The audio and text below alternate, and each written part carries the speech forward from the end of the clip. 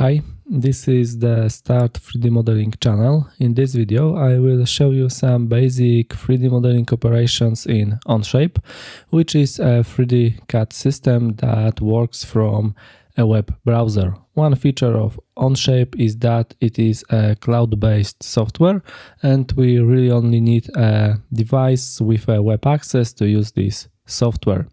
We can use Onshape on both computers and tablets. For now, I will show you some basic 3D modeling operations in Onshape from the browser, and in one of the next videos I will show you an example of 3D modeling on a tablet. So I will now switch to a new empty file and we will start creating an example part. What we see upon starting a new project is the coordinate system planes. Here we have the features tree and we can turn off the visibility of individual planes. We can also turn off the visibility of the origin point of the coordinate system. I will leave the visibility of the top plane and will also leave the visibility of the coordinate system origin on. And Onshape is a typical 3D CAD system where we work on features and parameters. Just like in other 3D CAD systems, the basis for creating a 3D model is a 2D sketch, and to create such a sketch, we select the plane on which we will create the sketch and choose the sketching command. And we have switched to the sketch module. And if you would like to switch to a normal view of the sketch plane, press the N key on the keyboard. Here the view of the sketch plane coincides with the top view, but when it comes to sketching, just like in other 3D CAD systems, in Onshape we can create sketch planes on the faces of the solid. Therefore, the sketch plane will not always coincide with one of the views. Here, as you can see, we have a navigation cube. We can also select the top view, and in this case the top view overlaps with the normal view of the sketch plane. But as I mentioned, sometimes the sketch plane will not overlap with one of the standard views, so to set in the normal view of the sketch plane, press the N key on the keyboard. As for rotating the view, we do this with the right mouse button, and by rotating the mouse wheel, we zoom in and out of the view. Okay, I press the N key to set in the normal view of the sketch plane. I'll also rotate this view this way. Now I will proceed to create simple shape and we will draw a rectangle. Here we have the rectangle drawing tool, and let's choose the center point rectangle command. This command consists of indicating the center point of the rectangle and the second point defining the position of one of the corners. Now we have the dimensioning input active. For the length of this side, enter 100 mm, press enter, and for the length of the other side, enter 70 mm and press enter. This way we have created a simple sketch, and let's also add a circle here. Select circle drawing, and here we have a command where we indicate the center of the circle and a point lying on the circle. I click to define the center and click to determine the second point of the circle. The diameter dimension field is active, and for the diameter of the circle I enter 25 and press enter. The sketch is finished. I close the sketch, click this button, and we return to the modeling module, and based on this sketch we will create a solid.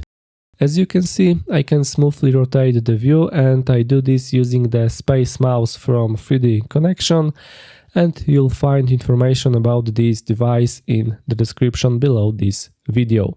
Now, based on this sketch, on the area I have highlighted, I want to create a solid with a height of 50 mm, and to do this we select the area we want to base our solid on, and we choose the extrude operation. This is one of the fundamental operations for creating 3D solids in 3D CAD systems. And next we specify the extrusion length. We can do this in this field where we can enter a specific value, or we can use this arrow to add the extrusion. However, I will use this field and enter 50 mm, then click this button to confirm. Another basic 3D modeling operation is an operation that removes material from a solid based on a sketch. In the case of Onshape, we will also do this with the extrude operation, but first we will create a sketch. We will create a sketch on this face. We select this face and click the sketch button. Now this face is the sketch plane. I press the N key to set in the normal view of the sketch plane. Here I will also create a rectangle, but this time I choose the corner rectangle command.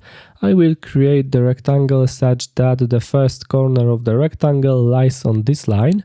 Here, as you can see, when I hover the cursor over this line, a symbol appears at the cursor.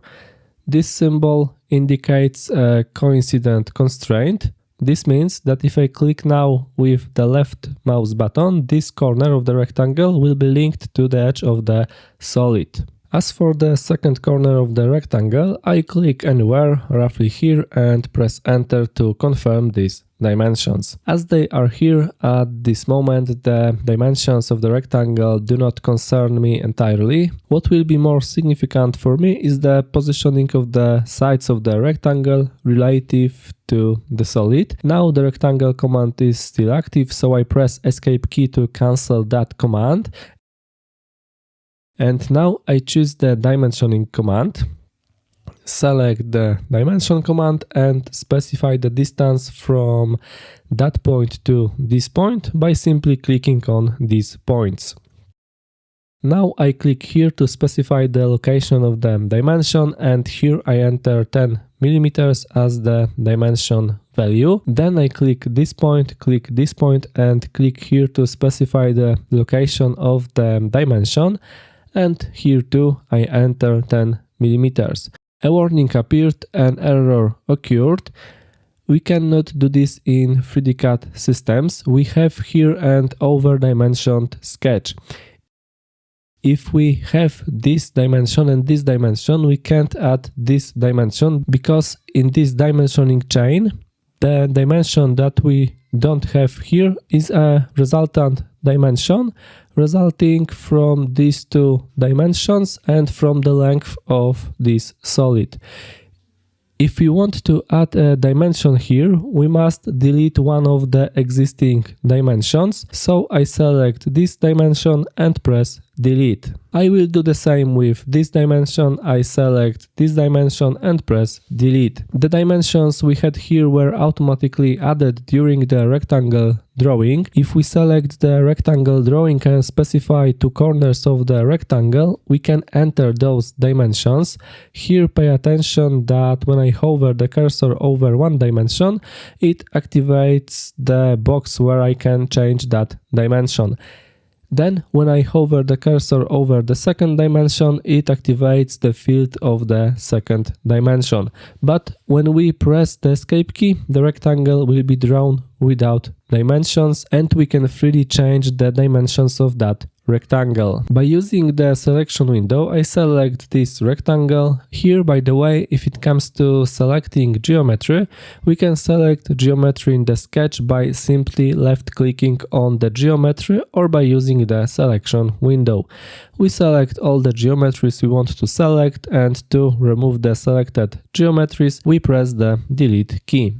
I return to dimensioning this sketch. I choose dimensioning, select this point, and here I enter 10 mm as the dimension value. I do the same here, select this point, and here on this axis I also enter 10 mm as the dimension value. The sketch is fully completed. As you can see, the color of the rectangle has changed to black, and in many 3D CAD systems, when we create a 2D sketch on the basis of which we want to create a 3D solid or some solid operation, at some point the sketch may change color. Here, in this case, if the sketch changes color to black, it means that the geometry of the sketch is fully defined, fully constrained, and this means we cannot freely change the shape, position and dimensions of such geometry.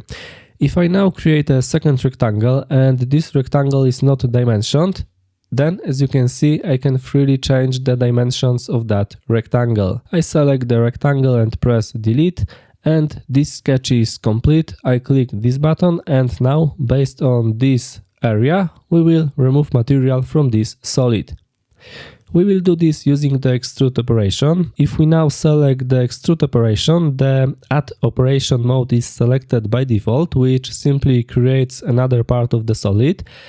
But if we switch to remove, then material will be removed from the solid. Here we can specify the length of such a cut, but we also have types of cuts.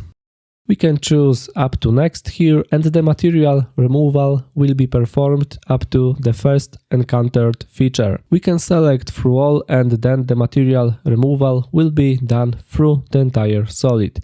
We click OK, and this way we have created something like this. Now we will proceed to create next parts of the solid. As you have already seen, we will do this using the extrude operation, and here we also need to create a new sketch. This time we will create a sketch again on the top plane.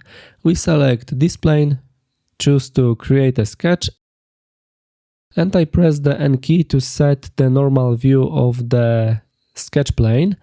Here at the beginning I will create two circles. I select circle drawing, and I would like to create a circle whose center will be at the height of this point. And when I hover a characteristic point of geometry and move the cursor back and forth, I have these auxiliary lines.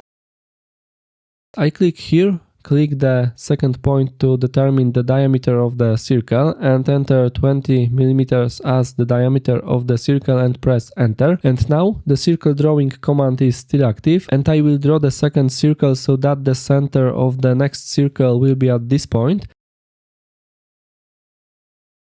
And for the diameter of the circle I enter 35 mm and press enter, and now I press the escape key to cancel the circle drawing, and notice that I can move these circles, but I can only move these circles left and right. I can move these circles along a line that passes through the center of that solid. Here automatic constraint has also been applied, which determined that the center of the circle lies on the same line where the midpoint of that line is located.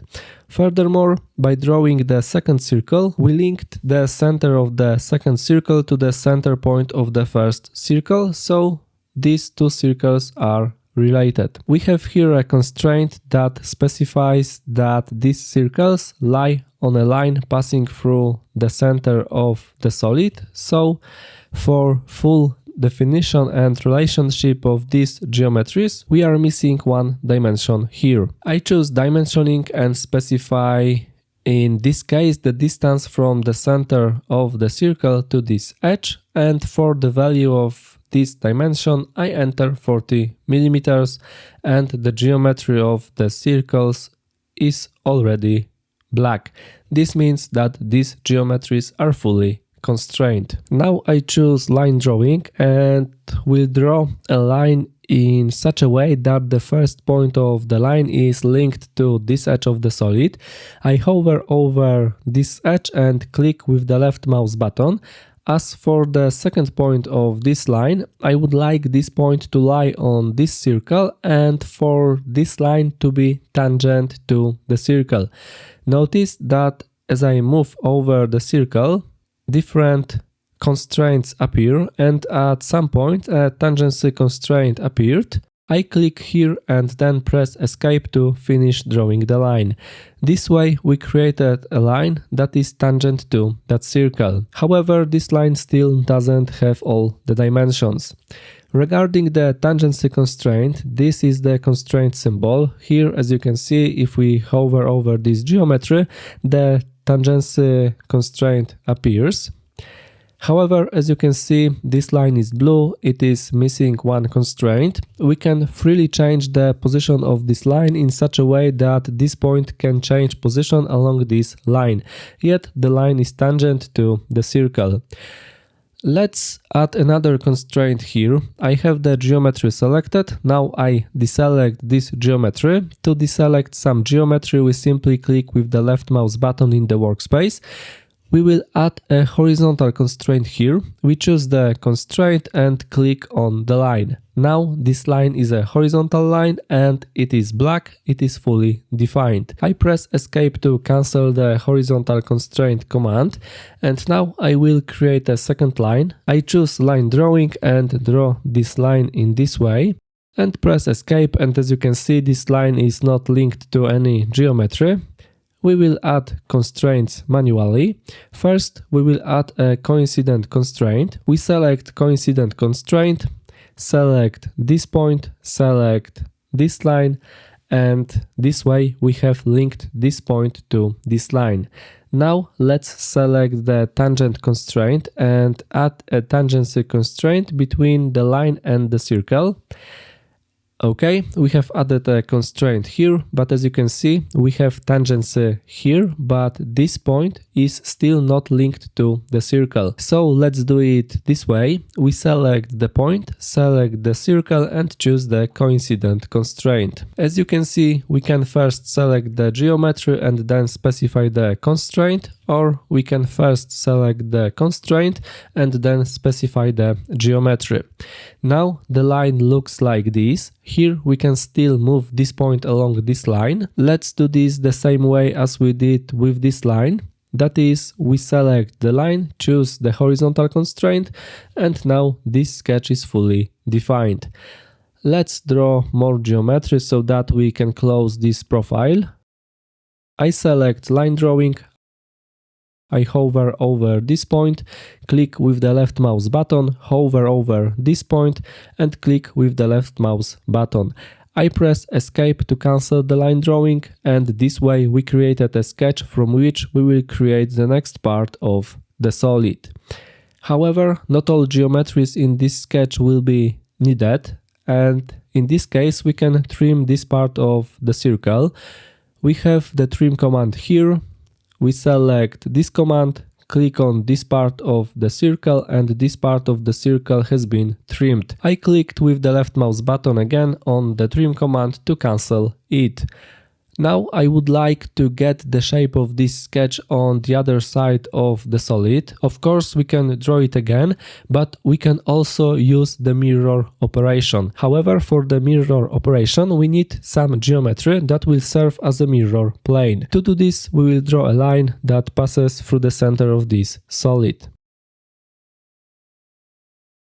I press escape to cancel the line drawing. However, in this case, the geometry that is to be auxiliary geometry looks exactly like the main geometry of the sketch. Such geometries that are to be auxiliary geometries should be changed to construction geometry right away.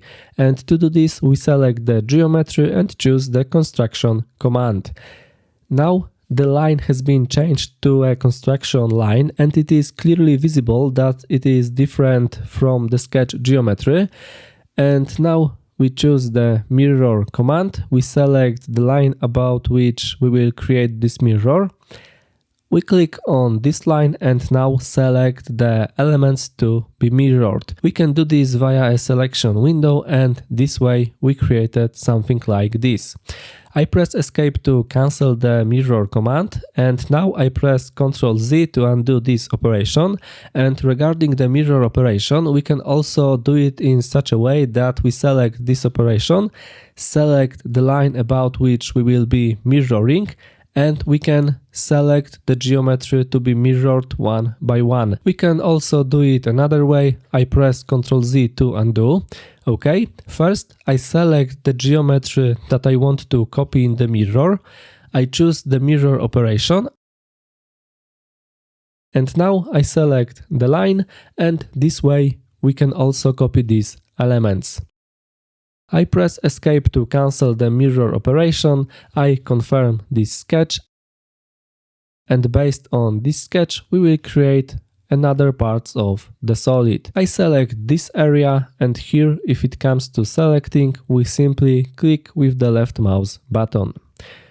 We select the extrude operation and add the extrusion here by 10 mm, and we accept this operation. In this way, we have created another parts of the solid. Now we will create another sketch on this face and create a slot sketch here. I select the face and I select the sketch command and press the N key to set the normal view of the sketch plane. Here, as you review the commands, we don't have a command that allows the creation of a slot, and when it comes to drawing a slot, we do this by first drawing a line. Let's draw a line, for example, 40 mm long. I entered the dimension value of 40 and press Escape to finish the line drawing command. Now I select this line, and here we have the slot command. We select this command and we can specify the dimension of the slot. To change this dimension, we double click with the left mouse button and enter the value 5, press Enter and click with the left mouse button to confirm. I press Escape to cancel the slot command, and now let's add the slot dimensions. Let's add the dimension of this point from this point in this axis. Here enter 10 mm, and now I would like to place this slot in the center of this solid. To do this, cancel the dimensioning and create auxiliary geometry. I choose line drawing and I will draw a line that will pass through the center of this solid. Okay, I press Escape to cancel the line drawing command.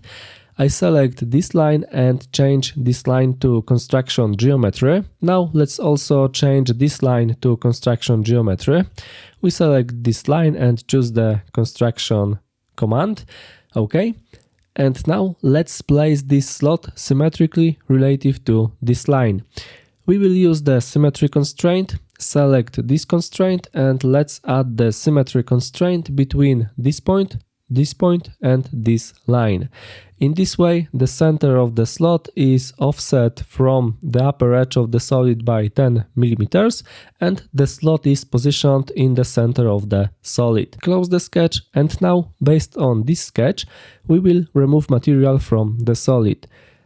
We select this area, choose the extrude operation, and here we change the operation type to remove. And when it comes to the operation types, we have the blind type, which if selected, we need to specify the depth of the pocket. We have the up to next type, which means the material removal will be performed up to the first encountered feature. Of course, these types of operations are also available if the extrude operation type is set to add. If we create another part of the solid, we can also use these types of operations. Let's return here to remove, and then we have the up to face type. In this case, we simply specify the face to which this operation will be performed. As you can see, the feature we select is like a boundary feature. And we also have up to part or up to vertex type, where we specify parts or a vertex to which the extrusion is to be performed. Here in this case we only have one part, so by selecting up to part option we don't have much to select, but we also have the through all type, and the cut extrusion will be performed through the entire solid. We click this button to accept it, and in this way we have created such a solid. The next basic operations of 3D modeling are the operations that allow adding chamfers and fillets. And when it comes to fillets and chamfers, we add these two edges, and these are the fillet and the chamfer operations. Regarding fillets, we select the fillet operation and select the edges we want to fillet. We simply left click on the edges to fillet. Then we specify the fillet radius, for example 10 mm, and click OK. We can also add this operation in such a way that we first select the geometry to fillet or chamfer and then select the operation and specify the radius value. This is how we can add radii, and regarding chamfers we do this similarly, but we select the chamfer operation and select the edges to chamfer.